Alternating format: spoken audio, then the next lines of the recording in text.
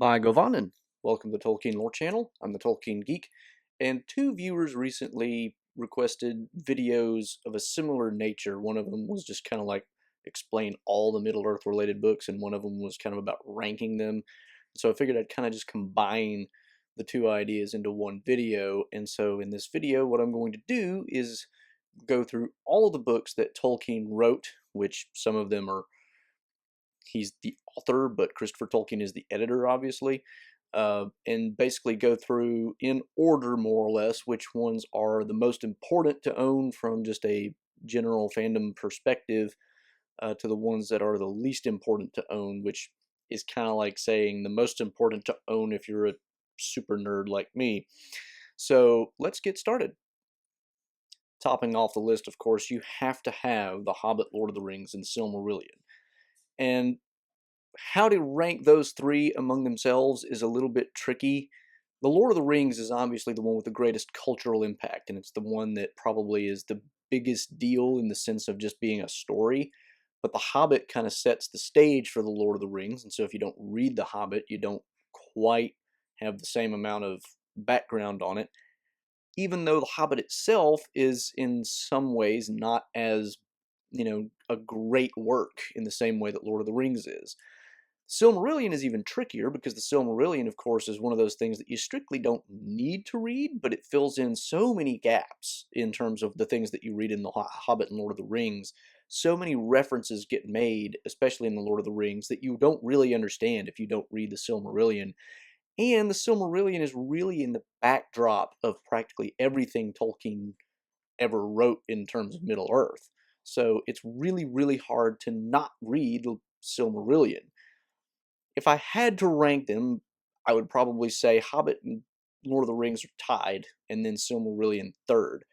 But they're really all so important for just understanding the general Middle-earth mythology that it's really hard to even grant that. So at any rate, those are the top three for sure. The next most important book, I would say, for anybody looking to just round out a Middle-earth related library would be The Unfinished Tales. This is, you kind of need the Silmarillion to understand some of the stuff in Unfinished Tales, but a lot of it relates more directly to the Lord of the Rings. There's a lot of stuff about Galadriel, there's a lot of stuff about wizards and Palantir and, all these different things he's got side essays on and kind of delves into some ideas about them, and it's really fascinating material. So even if you haven't read the Silmarillion, you'll get a lot out of the Unfinished Tales, even though a good chunk of it is spent on the fall of Gondolin and other things from the Silmarillion. So it's really kind of an interesting book in that it has a couple things in there that are kind of like stories unto themselves, but there's nothing like a huge narrative, and it's mostly about building out the world on the periphery. But it does a lot of that, and it's really interesting to see Tolkien working through ideas, explaining his own world to himself, more or less, trying to make sense of what he had written, because that's pretty much the way he operated. He never came in like, J.K. Rowling sometimes does and says, oh yeah, it was this way all the time. It's almost like he's reading his own work for the first time, going, okay, so I wrote this. What does that mean now that it's on the paper? Now I have to work with that and make it fit with the rest of my mythology. I mean, you could even see him doing that with the Silmarillion, because after he creates Galadriel in The Lord of the Rings, he then has to retcon her into his Silmarillion, and he has to figure out now in the Unfinished Tales, how do I make sense of all this? Because she's clearly a huge deal. How do I fit her into the broader narrative of Middle Earth? And you can see that happening in the Unfinished Tales, and it's really cool. Next on the list would be the History of Middle Earth series, and this is 12 different volumes all about, not entirely all about, but mostly about earlier drafts of the Silmarillion or the Lord of the Rings and related materials. And the entire series, like I said, is 12 volumes.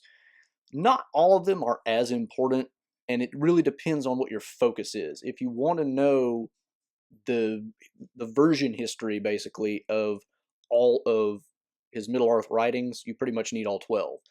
if you're not interested in that per se, there are some volumes you could skip out on. You could skip out on the Book of Lost Tales 1 and 2. They're still really interesting to read, even if you're not interested in the version history, because you do get some really interesting ideas there that you could again see Tolkien kind of working through, changing his ideas as he goes, and that is interesting in and of itself. But there are some volumes where you get some really interesting stuff that isn't just version history. So in the Lays of Beleriand, you get, for instance, the poem versions of the story of Turin Turambar and the Beren and Luthien story, and these are, really long, really developed, and you get even more than one version of them, and they're really, really awesome to see Tolkien writing these huge, long poems, because they're really quite good as poetry in and of themselves, and of course it's talking about these really cool stories.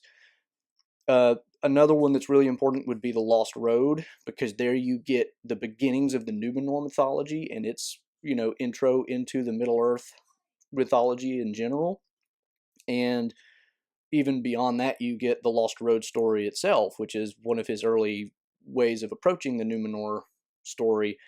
And it's just an interesting story that's not directly, I mean, it is Middle Earth related, but it's set in modern times. Modern for Tolkien, of course, not in 2020. But it's really interesting to see him writing that kind of a story. And similarly, he follows that up with the Notion Club papers, which is published in the volume Sauron Defeated, that contains the end of like his version history of the Lord of the Rings, but also some other materials like the Notion Club papers. And so that is another one. And if you're also interested in just more unfinished stories that he never, got around to finishing, The Peoples of Middle-earth, which is the final volume, has at least two different unfinished stories, one of which is about a man living in the Second Age in Middle-earth when the Númenóreans come back and visit Middle-earth. And then there's another one that was a follow-up to The Lord of the Rings. It was going to be a sequel, which he didn't get very far, and I've done a video on that one before, and I can link to that in the description if you're interested. But, these different ideas that he had for stories that he never finished are really interesting in and of themselves. Another volume in the series that I think would be well worth your time, definitely, is Morgoth's Ring. And this is one of the very late versions of the Silmarillion stories, but it has a lot of extraneous material where Tolkien is really starting to work through his own mythology and reconceive how all the pieces fit together. He's got a lot of essays on orcs. How did orcs come about? We have the Silmarillion version where they're corrupted elves, but Tolkien became uncomfortable with that idea later on, and he's trying to figure out how to fit them into the mythology without creating problems with his own metaphysics and things of that nature. And it's really interesting to see him working through these ideas. And he works through ideas of like, how powerful was Melkor Morgoth really, and how did it, how is his relation to Sauron important, and a bunch of different stuff like that. I mean, he's just a series of essays, some of them short and scribbled, and some of them very polished, where he's trying to work through these ideas.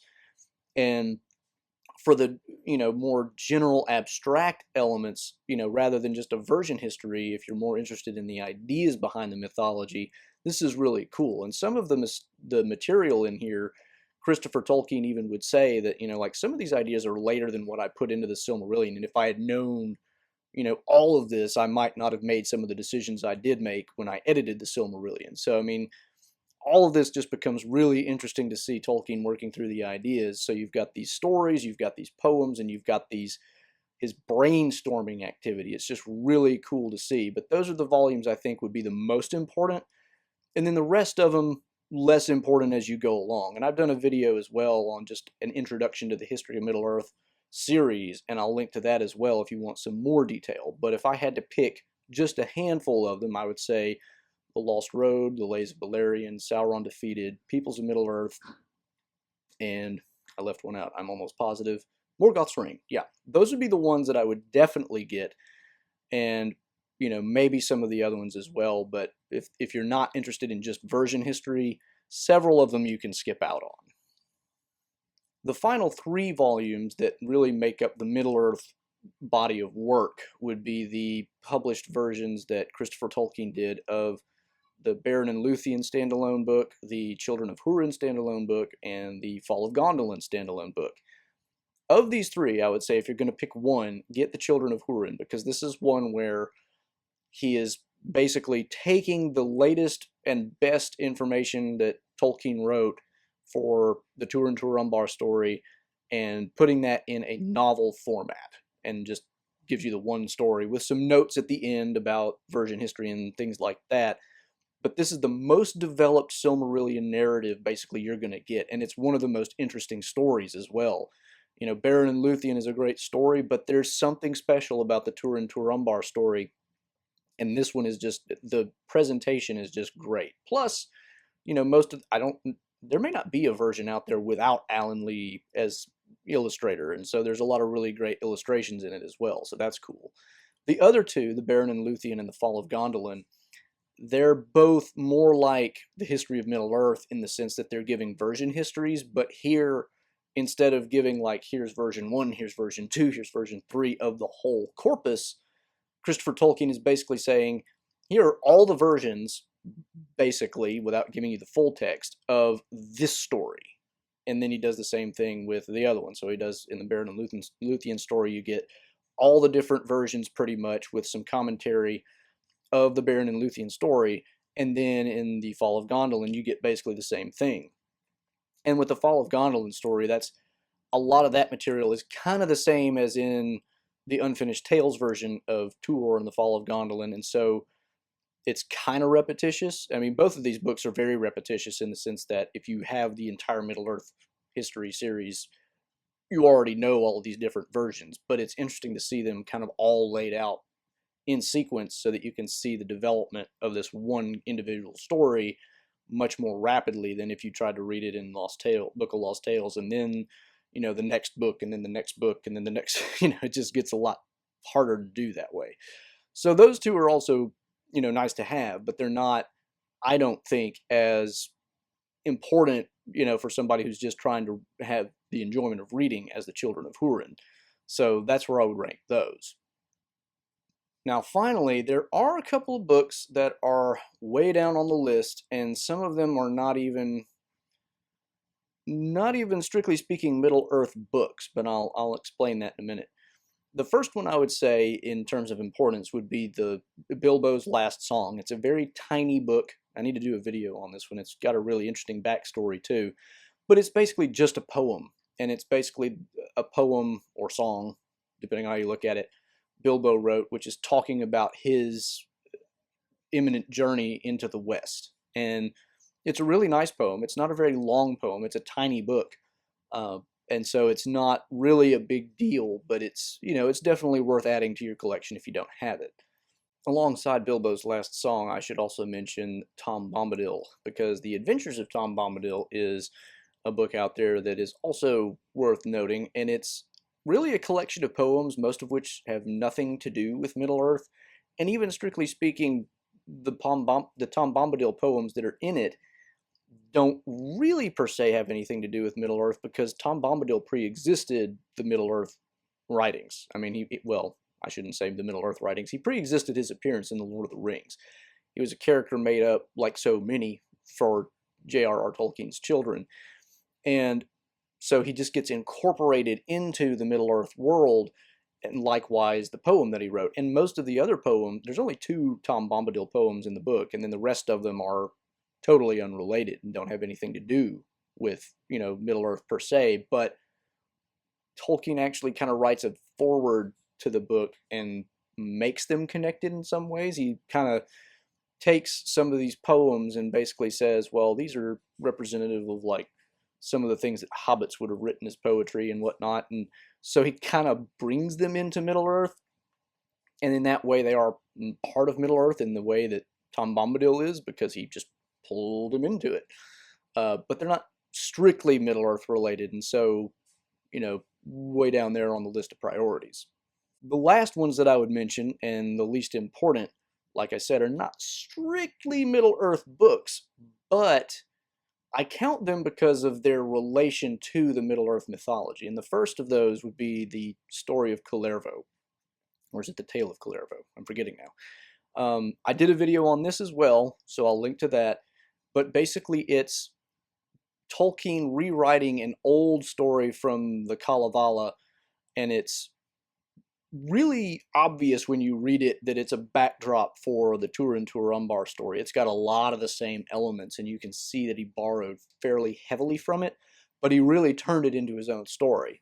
But this particular book is him taking the original story and making his own version of it, which in and of itself is him kind of making his own version of the story, but he's not incorporating it into his Middle-earth mythology at that point. This is literally him just working and reworking the Kalevala story. It's not about elves and all that stuff. It's about that mythology. And so it's connected with his Middle-earth stuff, but it's not strictly part of his Middle-earth stuff.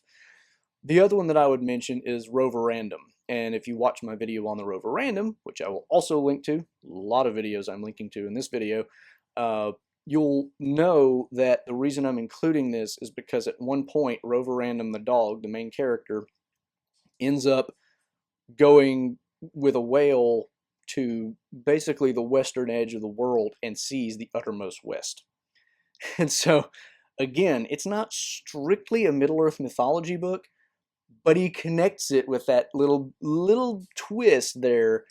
And it had been a long time since I read that, and I read the book recently to my son, and I read that passage, and I was like, I totally forgot about that, and wow, that's Middle-earth right there. I mean, he's seeing Valinor, or at least Tolaresia.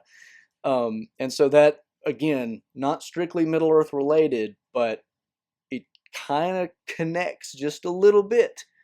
And you could even throw in the Father Christmas letters here, because the Father Christmas letters have references to goblins and things, and it's kind of sort of the same type of connection, but it's not as obvious. At least I don't remember any references that are as obvious. But anyway, those would be that's pretty much the entire corpus of the Middle-earth books, either written by or drafted by and then edited by Christopher Tolkien, but authored ultimately by J.R.R. Tolkien. So those would be the ones, that's all of them, and that's the order that I would rank them in terms of importance, in terms of which ones should you get. Now, obviously, some people have a harder time reading some of these books than others. Silmarillion, a lot of people find challenging. Some people find the Silmarillion easier than the Lord of the Rings, and find the Lord of the Rings challenging. And some of them, if you find any of them challenging, the History of Middle-earth series is going to be challenging, because it's a lot of the same stuff, and it's just different versions of it. And it's kind of tedious if you're not just interested in learning about the earlier versions, because you have to sort through a lot. Well, not sort through. You have to read a lot to get to the interesting nuggets, at least the nuggets that you're going to find interesting. There's something interesting for everybody, pretty much, if you're a super fan. So that's the ones that I would, that's how I would rate them, basically, in terms of importance. So there it is. So I hope you enjoyed this video, and like I said, there are a lot more videos to check out in the description if you want to take a deeper look at some of these that I've mentioned. If you did enjoy the video, please do give it a thumbs up and share it around. If you follow me on Twitter at JRRTLore, I will occasionally drop some Tolkien-related trivia questions there. And if you'd like to subscribe to the channel, you can do that here. You can support the channel here, and you can find 2 of my previous videos here. Until the next time, I'm the Tolkien Geek, signing out for the Tolkien Lore channel. Namaste.